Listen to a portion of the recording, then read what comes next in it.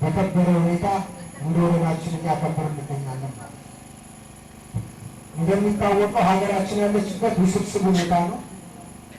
ከውጭም ከውስጥም ባሉ ጠላቶች ሀገራችን ተወጥራለች።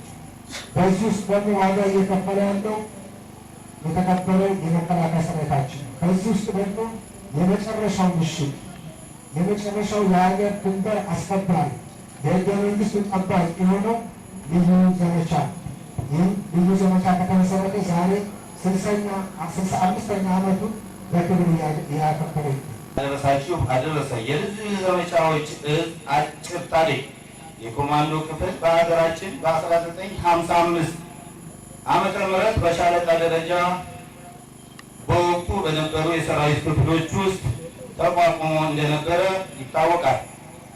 ቀድሞ በነበረው የኢትዮጵያ መከላከያ ሰራዊት እግረኛ ክፍለ ጦሮች ውስጥ በበቂ ሁኔታ የሰለጠኑ ኮማንዶች አልነበሩም። በምስራቅ ኢትዮጵያ የነበረው 3ኛ ክፍለ ጦር ብቻ 5ኛ እና 9ኛ ክፍለ ጦሮች የነበሩት ክፍል ነው። ኮማንዶ ሻለቃ ክፍለ ጦር በተሰማራበት ግዳጅ ወይንም ሻለቃ በተለይም በሰሜኑ ጦርነት በትግራይ በኤርትራ በጸረ ሽምቅ ውጊያን በልዩ ግዳጅ በስፋት ሲፈጽም የነበረ አሃዱ ነው።